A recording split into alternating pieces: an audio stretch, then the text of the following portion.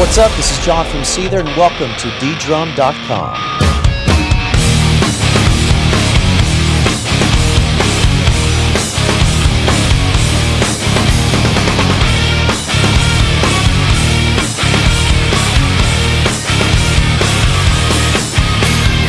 I really like warm sounds. I like really deep, warm sounding drums. You know, a kick that even without the microphone on there, you can feel it. It just like moves your chest. And that's kind of what I look for tonally, if it has punch.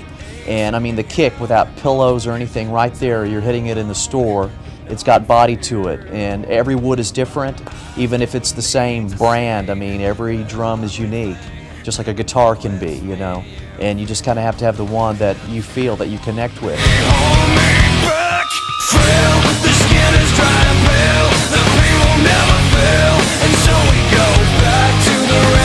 A lot of guys like maple stuff, bright, fast. I like kind of like dark, warm, punchy sonically. The snare is a little bit different. I like a lot of attack. I like gunshot, man. But I use different things. I like metal snares. I like brass. I like warm wood tones too. But it's like a gunshot for me. That's where most of my playing and energy and the backbeat is. So I look for warmth in the kit, but a freaking gunshot coming through on the snare.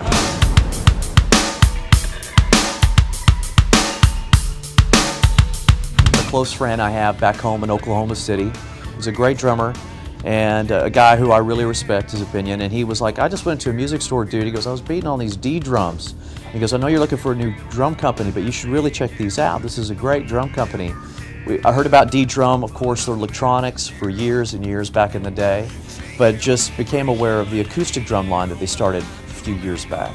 He's like, you really should check these out, man. These drums sound great. So we were on tour in Tampa, and I went to the warehouse. I called them up, and I'm like, I'm looking for a new drum company, and I want to come check you guys out. They said, sure. So I went to the warehouse, and they literally were pulling drums off shelves. I was playing an acrylic kit. They had a Babinga. They had the Dios. Let me get inside your head. Let me show you I'm prepared. My kit on this tour is a Dios kit. It's the yellow gold burst sparkle, kind of a tequila burst sparkle, which I'm a big fan of the sparkles. I've had green, red, and stuff, but this is kind of a tequila burst, which I really like.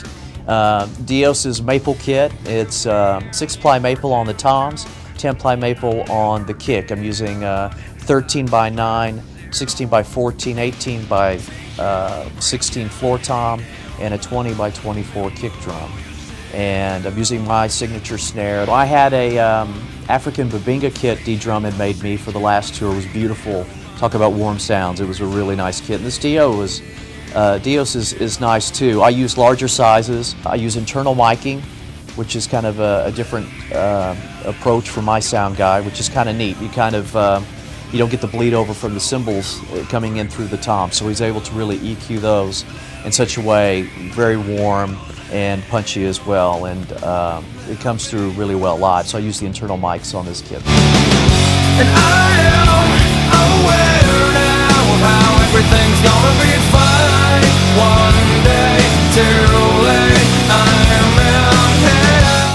am my new signature snare is 8-ply maple and die-cast rims. Again, kind of a gunshot effect. But I wanted to use a wood snare. A lot of signature artists like to use metal snares or brass, and I wanted to use a wood snare, just something that would not only work well in a rock situation, but no matter what musical style, that it would kind of maybe adapt to your type of playing. I didn't want it to go specifically for just one genre.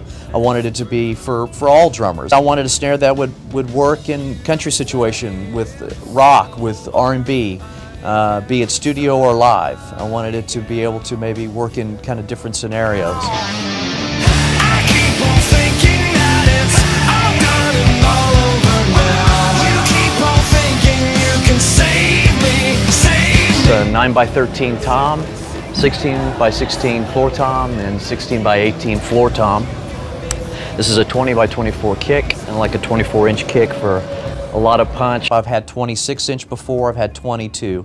I like the bottom sound, I like a big, fat, warm sound, but I play double bass sometimes too, and a 26 can get a little warbly, a little muddy. So I went for a 24-inch kick, which I'm really liking on this tour. Got D-drum proudly displayed there. Jim, my buddy at drumart.com, did this drum head for me for this tour, and a little homage to the old school Van Halen logo, but if you look closely, it's JH and not BH. And I'm a big Van Halen fan, Alex Van Halen in particular. Hey, keep your fingers off me, why can't I get through? The one thing you do notice right away is the quality. I mean, the sound, no matter what line, it really is a quality, well-made drum.